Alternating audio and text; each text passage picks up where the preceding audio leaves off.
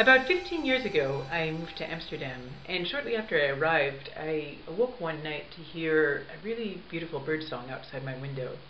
I threw open the window to hear this bird. I found out the next day that it was a European blackbird, which I had never heard before. And I was really interested not only in the birdsong, but also the way it sounded against a very gentle backdrop of wind and rain sounds. And I ended up exploring this birdsong in several pieces. One of them, Night Blackbird Song, it's quite obvious the relationship between the piece and the birdsong.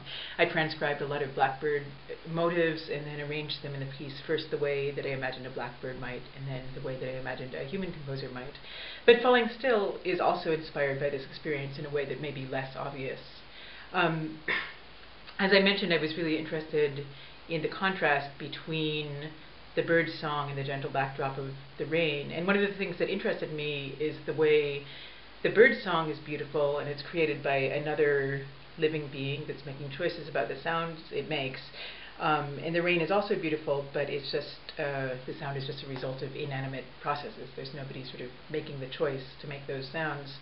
So I explore the difference between those two kinds of beauty in Falling Still.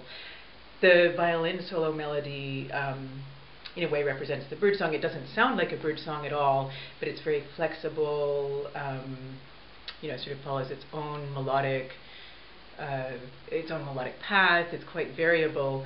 Whereas the series of falling chords in the other strings represents in some way the rain sound that I heard in the background. It's actually a series of 13 chords that repeat sort of always in the same order, though as they repeat, they drop down a minor seventh.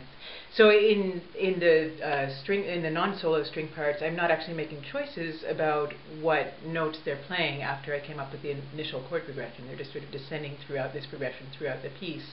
And I'm really interested in the way that sort of the very human living flexibility of the melodic line interacts with the sort of very, what's the right word? The sort of predetermined, very calm progression of the chords.